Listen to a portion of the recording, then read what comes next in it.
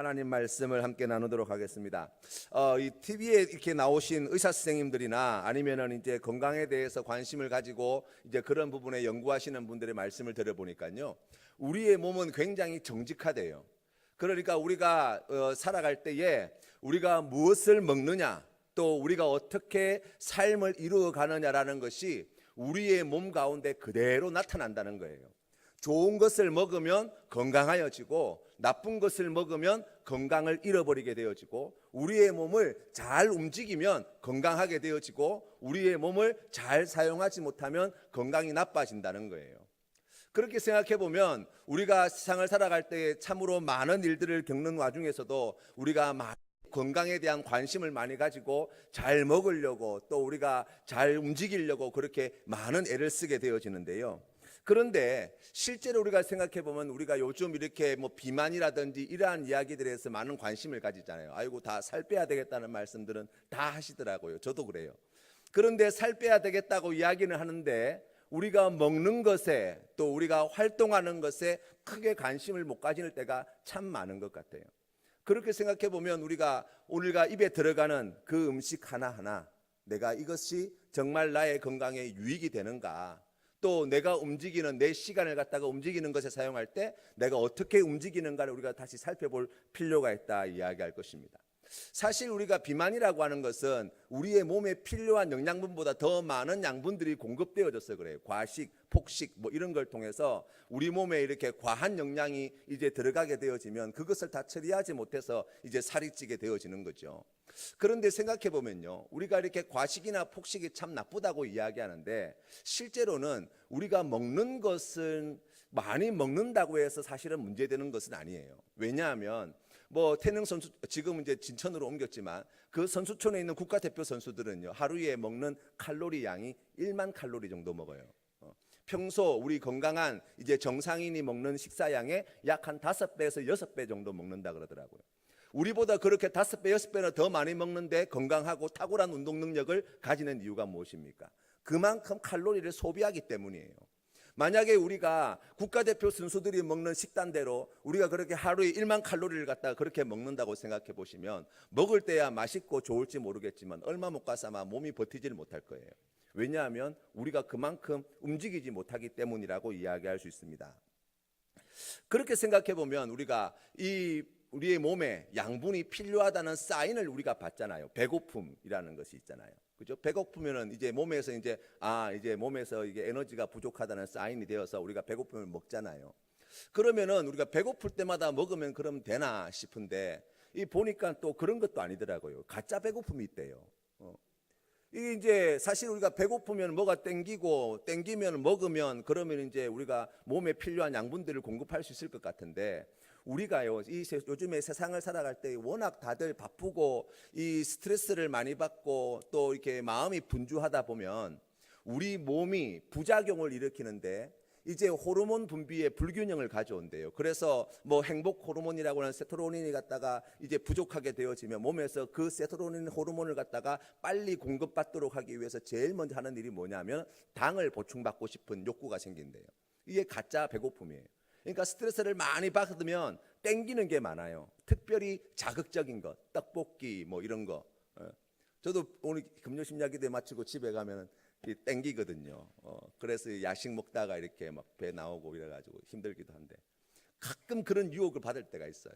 가짜 배고픔이 주는 효과래요. 그래서 특정한 음식, 아주 자극적인 음식, 피자나 치킨이나 아니면 떡볶이라든지 그런 것들이 자꾸 땡기는 것은 지금 내가 진짜 배고파서가 아니라 스트레스나 그런 것들이 자꾸 차여가지고 이제 호르몬의 불균형 때문에 생기게 되어지는 그러한 가짜 배고픔이라는 거예요. 그래서 사람들이 거기에 잘 속아 넘어가지요. 배가 고프니까 허기가 지니까 이제 가짜 배고픔인 줄 모르고 이제 야식 사 먹고 치킨 사 먹고 피자 사 먹고 떡볶이 사 먹고 하다가 이제 탈 나는 거예요. 그렇게 해서 우리가 살아가다 보면은, 그러면 진짜 우리가 필요한 때에 필요한 만큼의 음식을, 양분을 공급한다는 것이 사실 쉽지 않다는 것을 알 수 있습니다. 여러분 생각해 보세요. 우리가 어느 정도 먹어야 이게 나한테 유익한지 사실은 그 양을 잘 가늠을 못해요. 그래서 우리가 그냥 나는 그냥 별로 많은 것들을 먹지도 않는다고 이렇게 이야기하시는 분들이 많잖아요. 그냥 남들 먹는 만큼 먹고 남들 자는 만큼 자고 그렇게 하는데도 살이 찐다고. 그래 따져 보면은 영양의 불균형이라든지 염분을 과다 섭취한다든지 하는 여러 가지 식습관의 문제들을 발견하게 되지요. 그래서 우리가 정말 내한테 필요한 양분이 어느 만큼인지, 그리고 언제 그 양분을 공급해야 되는지 아는 것이 건강을 지키는 데에 매우 도움이 된다라고 말씀하시더라고요. 우리의 신앙의 삶을 살아갈 때도 마찬가지예요. 우리가 세상을 살아가다 보면, 여러분, 우리가 세상을 살아갈 때에 예수 하나 믿고 어떻게 잘 살 수 있겠어요? 생각해 보세요. 우리가 예수 믿고 신앙생활 한다고 생각해 보면 당장 급하게 떠오르는 생각이 뭐예요? 아이고, 그럼 먹고 사는 문제 어떻게 해야 됩니까? 그런 생각하면 나쁜 겁니까? 우리가 그런 마음이 들잖아요. 이제 세상 속에서 살아가다 보면 필요한 것들이 있어요. 써야 될 것이 있고, 먹어야 될 것이 있고, 입어야 될 것이 갖추어져야 되고, 잠잘 집도 필요하고, 또 장래를 위해서 뭔가 준비할 수 있는 그러한 여유도 필요하고, 여러 가지 것들이 얼마나 많이 필요한지 몰라요. 특별히 요즘같이 정보가 넘쳐나는 이러한 시대가 되면요, 사람들이 예전보다 더 많이 불안함을 느껴요. 왜 그렇습니까? 남들은 다 앞서가는 것 같거든요. 남들은 다 미래를 위해서 이것도 준비하고 저것도 준비하는 것 같은데 나는 뭐 하나 싶고, 남들이 가지고 있는 그런 통장 하나 제대로 갖추지 못하면은 아이고 내 노후는 어쩌나 싶고, 남들이 다 가지고 있다고 하는 집, 내가 내 집 하나 마련하지 못하면은 내 인생이 아주 그냥 짙은 거두움이 드리워진 것 같은 그런 두려움에 빠지는 것이 사실이에요. 남들 다 연봉이 어느 정도 된다고 하는데 나는 그렇게 되지 못하면은, 그러면은 우리가 늘 염려하고 걱정하는 것이 당연지사라고 이야기할 수 있어요. 그런데 여러분 생각해 보세요. 정말 우리에게 필요한 만큼이 어느 정도인가? 정말 내가 생활하는 데에, 정말 내 삶을 살아가는데 필요한 만큼이 어느 정도인가? 라고 생각해 보면, 여러분 지금 우리나라 국민소득이 3만 달러를 넘었잖아요. 만불일 때도 우리가 걱정 없이 살았어요. 지금 3배나 더 뛰었는데도, 3배나 더 많이 버는데도 여전히 부족하다고, 여전히 두렵다고, 염려가 된다고 사람들이 이야기하잖아요. 정말 나한테 필요한 만큼이 어느 정도인가? 우리 사실 잘 모르고 살아요. 남들이 부족하다고 하니까, 남들이 있어야 된다고 하니까 거기에 온통 정신이 팔려가지고, 그것 없으면은 큰 문제가 생기는 것 같고, 그것 없으면 끝나는 것 같고, 그것 없으면 내 인생이 아주 그냥 비참한 인생이 되는 것 같은 그러한 가짜 배고픔에 빠져서 살아가는 사람들이 얼마나 많은지 모릅니다. 두려움이 앞서고 염려가 앞서게 되어지면 필요한 만큼이 아니라 그보다 더 과한 것을 원하게 되는 것이 사람이지요. 허기지면 한 끼, 두 끼, 세 끼 굶고 이제 밥상을 대하게 되어지면 평소에 먹는 만큼의 식사가 안 돼요. 더 들어가는 거예요. 우리가 그렇게 지금 살아가고 있지 않나, 우리가 오늘 말씀을 보면서 그러한 생각이 들었습니다. 우리 앞에 오늘 읽은 성경 말씀 앞절에 보시면요, 예수님께서 이제 말씀을 전하실 때 12장 말씀은 굉장히 재미있는 말씀이에요. 왜냐하면 12장 말씀을 여러분 잘 읽어보시면 이 예수님께서 11장 1절 말씀에 수만 명이 모였다고 말씀하셨어요. 수만 명이 모였는데 서로 밟힐 만큼 될 만큼 수많은 사람들이 모여 있는데, 이 11장 1절 말씀에 보시면 이렇게 시작하고 있어요. 예수께서 먼저 제자들에게 말씀하여 이르시되 라고 말씀해 주셨어요. 이 수만 명이 모여 있는 무리 가운데에서 예수님께서 말씀을 전하시는데 제자들에게 이 말씀을 주셨다는 거예요. 그러면서 제자들에게 주신 말씀이 기록되어 있고요. 그리고 난 다음에 13절부터 무리 중에 한 사람의 질문으로부터 시작되어지는 이야기가 새롭게 들어와요. 이것은 제자들에게 주신 말씀이 아니라 무리를 위하여 주신 말씀이에요. 그리고 난 다음에 또 이어서 22절부터 보시면 이 무리들에게 주신 말씀이 끝나고 난 다음에 다시 제자들에게 이르시되라고 시작하고 있어요. 그죠? 그리고 난 다음에 그 뒤편에 우리가 오늘 읽은 말씀 뒤에 말씀해 보시면 베드로의 질문을 통해서 다시 이 그곳에 함께 있는 무리들에게 말씀을 주고 계세요. 그러니까 제자들에게 주시는 말씀, 무리에게 주시는 말씀, 제자들에게 주시는 말씀, 무리에게 주시는 말씀으로 오늘 이 12장 말씀 우리가 전체를 볼 수 있어요. 그런데 이 말씀 내용 가운데에 13절 말씀에 보시면 예수님께서 말씀하신 그 비유의 말씀, 아주 유명한 비유의 말씀이 등장합니다. 바로 이 어리석은 부자의 비유의 말씀이에요. 우리가 잘 알고 있는 것처럼 이 사람은 12장 18절 말씀에 보니까 또 이르되 내가 이렇게 하리라. 내 곡간을 헐고 더 크게 짓고 내 모든 곡식과 물건을 거기 쌓아두리라. 또 내가 내 영혼에게 이르되 내 영혼아 여러 해 쓸 물건을 많이 쌓아두었으니 평안히 쉬고 먹고 마시고 즐거워하자 하리라 하되.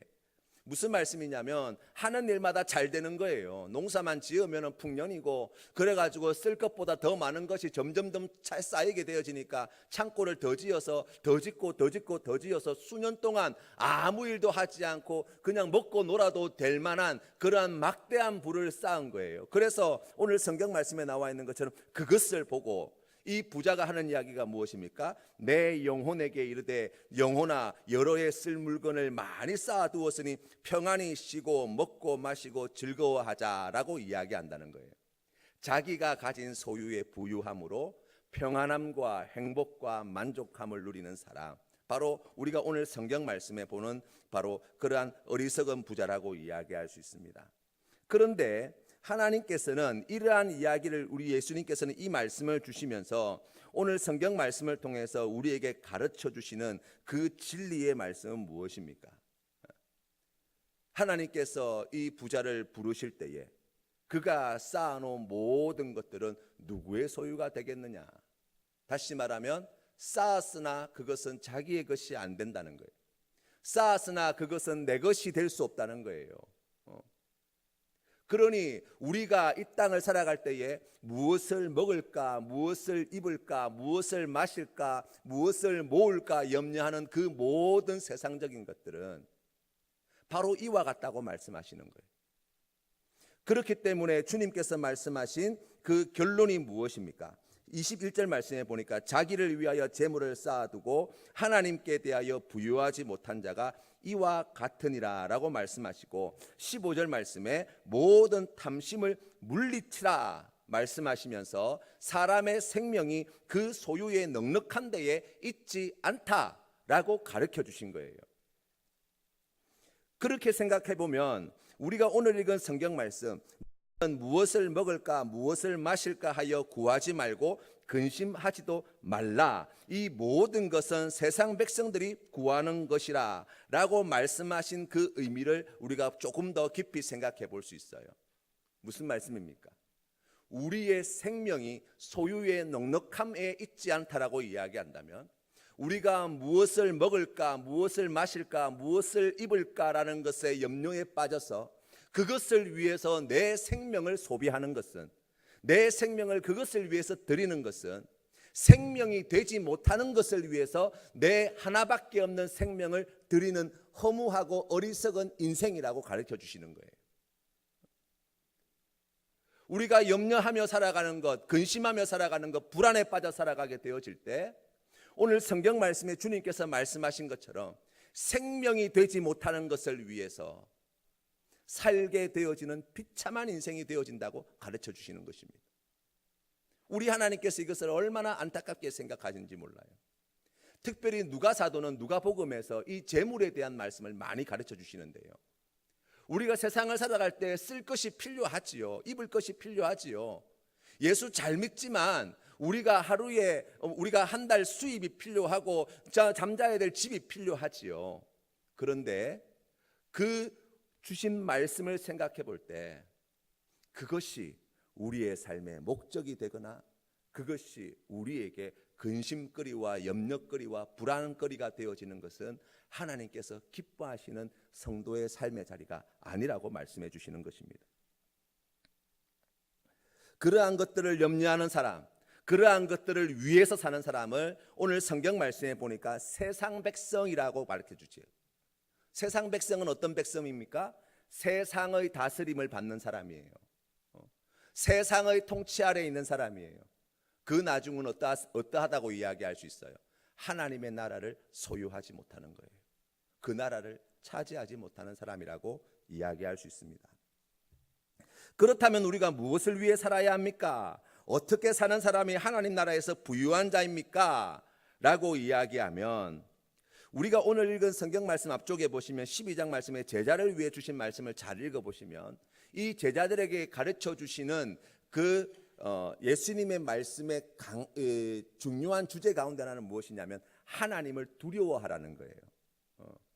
왜 그렇습니까? 라고 이야기하면 육신의 생명뿐만 아니라 우리 하나님은 우리의 영혼을 그 지옥불에 던질 권세가 있으신 분이시거든요.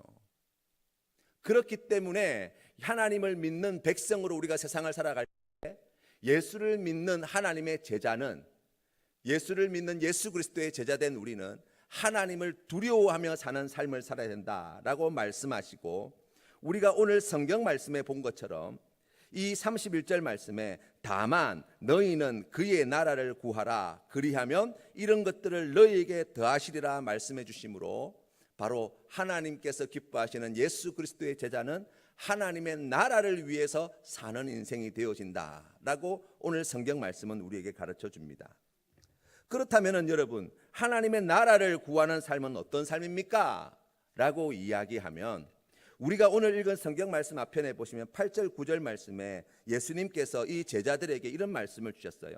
내가 또한 너희에게 말하노니 누구든지 사람 앞에서 나를 시인하면 인자도 하나님의 사자들 앞에서 그를 시인할 것이요 사람 앞에서 나를 부인하는 자는 하나님의 사자들 앞에서 부인을 당하리라. 이 하나님을 시인한다고 하는 내용이 무엇입니까? 라고 이야기하면 우리 하나님 아버지는 우리의 육신의 생명뿐만 아니라 우리의 영혼도 지옥불에 던질 권세가 있으신 분이십니다. 우리 하나님 아버지는 이 우주 만물을 다스리시고 통치하시는 참된 유일한 신이 되십니다. 우리 하나님 아버지는 이 우주 만물을 창조하신 창조주가 되십니다. 바로 그와 같은 믿음의 고백들 말입니다. 그렇기 때문에 우리가 서 있는 이 삶의 자리, 우리가 발붙이고 살아가는 이 세상은 바로 하나님의 통치하심과 그 지배하심 아래 있는 것입니다를 시인하며 고백하는 사람, 바로 그와 같은 삶을 살아가는 자가 하나님 나라, 그 나라를 구하는 자라고 말씀해 주고 계신 거예요. 여러분, 이것은 이야기를 들어보면 아이고 하나님께서 그렇게 귀한 분이고 대단한 분이고 훌륭한 분이라는 것을 우리가 전하면 사람들이 그거 별로 좋아하지 않습니다. 별로 관심도 없습니다. 그게 무슨 의미가 있습니까? 그러나 우리가 입술로만 전할 뿐만 아니라 우리의 삶을 통해서 하나님께서 이 세상의 주인이 되시고 이 세상을 통치하시는 분이 되심을 우리의 믿음의 삶을 통하여 증거하며 사는 사람, 바로 그것이 예수 그리스도의 제자된 삶이라고 말씀해 주시는 거예요. 우리의 시간, 하나님께서 우리에게 주신 많은 것들이 있지 않습니까? 그 모든 것들이 하나님의 온전하신 지배하심과 하나님의 통치 아래서 귀하게 쓰임 받는 것, 그것이 하나님께서 기뻐하시는 일이죠. 그래서 오늘 성경 말씀 뒤에 보시면 33절 말씀에 보시면 특별히 우리 소유를 가지고 주님께서 말씀하실 때 소유를 팔아 구제하여 낡아지지 아니하는 배낭을 만들라. 무슨 말씀입니까? 우리 하나님께서 기뻐하시는 그 뜻이 어디에 있어요? 이웃을 내 몸과 같이 사랑하는 데 있습니다. 하나님을 마음을 다하여 정성을 다하여 힘을 다하여 목숨을 다하여 사랑하는 데 있습니다. 때문에 우리에게 주신 그 귀한 은혜, 이 소유를 우리가 어떻게 사용해야 한다고요? 하나님의 나라를 구하는 삶을 살게 되어질 때 하나님의 뜻이 내 이웃을 내 몸과 같이 사랑하는 것에 있다고 한다면 이 물질을 바로 오늘 말씀에 있는 것과 같이 팔아서 가난한 자들에게 구제하는 데에 귀하게 쓰는 것, 바로 그것이 하나님의 나라를 구하는 삶이라는 거예요. 물질뿐만이 아니지요. 우리의 삶의 자리에 함께하는 우리의 믿음의 형제 자매들과 또 이웃들과의 관계 속에서도 마찬가지예요. 사람이 세상을 살아갈 때에 그러한 인간적인 계산과 이익을 쫓아서 살아가게 되어지면 하나님의 나라를 구하는 삶이 아닐 거예요. 하나님의 사랑이, 이웃을 내 몸과 같이 사랑하라고 하신 그 말씀에 우리가 순종하여 살기 위해서 우리가 배려하고 양보하고 사랑하고 품어주고 용서하고 우리가 함께 나누게 되어지고 우리가 참고 인내하고 견디고 온유하고 우리가 모든 것을 바라며 모든 것을 믿으며 모든 것을 견디며 나아가게 되어질 때 그러한 우리의 삶을 통하여서 하나님께서 다스리신다는 사실이 우리의 삶을 통하여 믿지 않는 자들에게까지 전하여지는 은혜를 하나님께서 약속해 주고 계신 거예요. 그와 같은 믿음의 삶을 사는 사람들에게 우리 주님께서 약속하신 바가 무엇입니까? 바로 31절 32절 말씀이에요. 같이 한번 읽어보겠습니다. 시작. 다만 너희는 그의 나라를 구하라. 그리하면 이런 것들을 너희에게 더하시리라. 적은 무리여 무서워 말라. 너희 아버지께서 그 나라를 너희에게 주시기를 기뻐하시느니라. 아멘. 우리 하나님께서는 어떤 분이시라고요? 우리의 필요를 채워주시는 분이십니다. 우리의 필요를 누가 정한다고요? 하나님이 정하시는 거예요. 턱없이 부족합니다. 우리가 그렇게 이야기할 수 있을지 모르겠어요. 그러나 하나님의 다스리심과 통치하심을 우리가 믿음으로 고백하는 사람은, 하나님께서 나의 필요를 채우시는 분 되심을 우리가 믿음으로 고백하는 사람은, 오늘 나에게 주신 시간이, 오늘 나에게 주신 건강이, 오늘 나에게 주신 물질이, 오늘 나와 만나게 되어진 그 귀한 만남의 자리가 바로 하나님께서 우리에게 베푸르신 은혜의 선물임을 고백하며 살아가는 삶이 될 거예요. 하나님을 사랑하며 이웃을 사랑하는 데에 소유가 필요합니까? 예, 필요할지도 모르겠어요. 그렇지요. 물질의 나눔이 왜 필요 없겠어요? 그러나 그보다 더 중요한 것이 있어요. 이미 우리에게 주신 것들 말이에요. 우리가 가난하고 어려운 이웃들을 위하여 할 수 있는 일들이, 어려운 사람들에게 물질을 나누어 주는 것도 참으로 귀한 일이지만, 우리가 새벽 시간에 함께 나눈 말씀과 같이 그들에게 다가가 관심과 사랑을 베풀어 주는 것, 내 시간을 그들을 위해서 사용하는 것, 그것만 해도 얼마나 크고 놀라운 일들을 만들어내는지 몰라요. 우리는 끊임없이 부족하다고 더 달라고 하지만, 여러분, 우리 하나님께서 은혜가 풍성하신 분이세요. 사랑이 많으신 분이세요. 이미 우리에게 쓸 것과 입을 것과 먹을 많은 것들을 우리에게 주셨어요. 먼저 나를 위하여서, 먼저 내 만족을 위하여서 우리가 우선순위를 거기에 두어서 우리가 더 부족하다고 이야기할지 모르지만, 하나님의 나라를 위하여, 하나님의 나라를 구하는 삶에 부족함이 없이 우리 하나님께서 그 모든 것을 베풀어 주셨다는 것을 믿으셔야 될 줄로 믿습니다. 여러분, 지금도 세계 곳곳에는 기근으로 죽어가는 사람들이 얼마나 많은지 몰라요. 그런데 이 지구에 먹을 양식이 부족해서 굶어 죽지 않아요. 이 지구에 있는 그러한 생산되어지는 생산물, 특별히 곡식과 그러한 양식들을 생각해 보면요, 120억 인구가 먹고도 남아있는 그러한 생산량을 가지고 있어요. 이제 고작 70억이잖아요. 왜 그렇습니까? 그럼에도 불구하고 왜 굶어 죽습니까? 우리가 오늘 성경 말씀에서 다시금 깨달아 알게 되어지는 것은, 하나님의 나라를 구하는 삶을 살지 못했어요. 우리에게 주신 것도 마찬가지일 거예요. 여러분, 우리가 하나님 앞에 나아갈 때에 주신 그 은혜가 얼마나 귀하고 놀라운 은혜이며 사랑인가, 우리가 미처 깨닫지 못할 때가 얼마나 많은지 모릅니다. 때가 되면 저렇게 아름답게 피어나는 벚꽃들을 우리가 바라보면서 기뻐하지만, 그 벚꽃들을 아름답게 입히시는 하나님의 손길들을 우리가 보지 못한다면,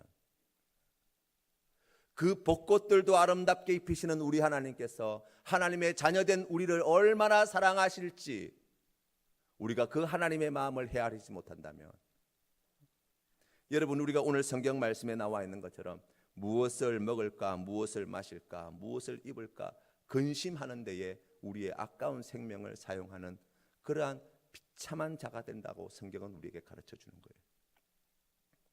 사랑하는 성도 여러분, 우리가 오늘 주님 앞에 나아갈 때에 하나님께서 주신 그 귀한 말씀을 우리가 믿음으로 나아가십시다. 하나님께서는 하나님의 나라를 구하는 자에게 필요한 모든 것들을 공급해 주시겠다 약속해 주셨습니다. 뿐만 아니라 하나님의 나라를 구하는 자에게 실제로 그 하나님의 나라를 상속해 주시겠다고 약속해 주셨습니다. 우리 하나님께 주시는 나라는 이 땅에 속한 것이 아닙니다. 우리 하나님께 주시는 나라는 이 땅의 소유의 그 빛나는 금은으로 대신할 수 있는 나라가 아닙니다. 그것과 비교할 수 없는, 영원히 변하지 않는, 이 땅의 그 어떠한 영광과도 비교할 수 없는 영광스러운 나라를 우리에게 주시겠다고 약속해 주시는 거예요. 여러분, 그런데 이렇게 생각해 보면 여러분 마음 가운데 조금 답답한 마음이 생기지 않습니까? 아, 그렇게 살려고 하면 참 인생 재미없겠습니다. 마치 그 유기농 자연식으로 이렇게 건강식으로 되어 있는 것만 먹으며 살아라고 하는 거. 네, 떡볶이도 좋아하고 맛있는 거 피자도 먹고 싶고 콜라도 가끔씩 마시고 싶은데 그런 것 없이 어떻게 삽니까? 우리가 그렇게 생각할 수 있잖아요. 신앙생활 할 때 말입니다. 여러분, 달란트 비유 아시지요? 이 주인이 그 종들에게 5달란트, 어떤 종에게는 2달란트, 어떤 종에게는 1달란트를 주고 타국으로 떠나잖아요. 그런데 그 말씀을 보시면 여러분, 그 말씀 가운데 생략되어진 부분이 있어요. 종들이 5달란트를 받고 2달란트를 받았어요. 1달란트를 받았어요. 그런데 그 종들이 그 5달란트를 받아서 2달란트를 받아서 밖에 나가서 구체적으로 무슨 일을 했는지는 기록해 놓지 않았어요. 여러분 생각해 보세요. 우리가 하나님께 주신 은혜, 그 귀한 사랑을 받을 때에 마치 달란트 받은 종과 같이 하나님께서 우리에게, 하나님의 자녀된 우리에게 필요한 것들을 공급해 주셨어요. 그런데 우리는 지레짐작 어떤 두려움을 가지고 있냐면, 그것을 받아서 하나님 나라 위해서 쓴다고 한다면 내 입에 들어가는 것 하나 없이 다른 사람한테 다 나눠줘야 되고 교회에 하루 종일 붙어 있어야 되고 그런 그림들 말이죠. 아니에요. 종들은요, 주인 집 밖에서 일했어요. 뭘 했는지 알지 못하겠지만 주인을 위해서 아마 많은 일들을 선택할 수 있었을 거예요. 우리에게 하나님께서 그와 같은 자유를 주시고 우리에게 그와 같은 길을 열어주시는 분이세요. 여러분, 하나님께서 우리에게 베풀으신 그 크신 은혜를 받을 때에 하나님의 나라를 구하는 삶을 사십시오라고 이야기할 때 여러분 머릿속에, 우리의 마음 가운데 가지고 있는 그러한 고정관념부터 깨트려야 되는 거예요. 우리의 시간을 하나님 나라를 위하여서 귀하게 사용하는 방법은 무궁무진합니다. 우리의 물질을 하나님의 나라를 구하는 데 사용할 수 있는 방법은 무궁무진해요. 우리가 가지고 있는 건강을 하나님의 나라를 위해서 사용할 수 있는 방법은 무궁무진해요. 우리 하나님께서 우리에게 주신 달란트, 우리의 기질, 우리의 성격, 그 모든 것을 통해서 우리가 정말 기쁘고 행복하게 하나님의 나라를 구하는 귀한 믿음의 삶을 살아갈 수 있도록 은혜를 주시고 길을 열어주시는 분이 되신다는 것을 믿으셔야 될 거예요.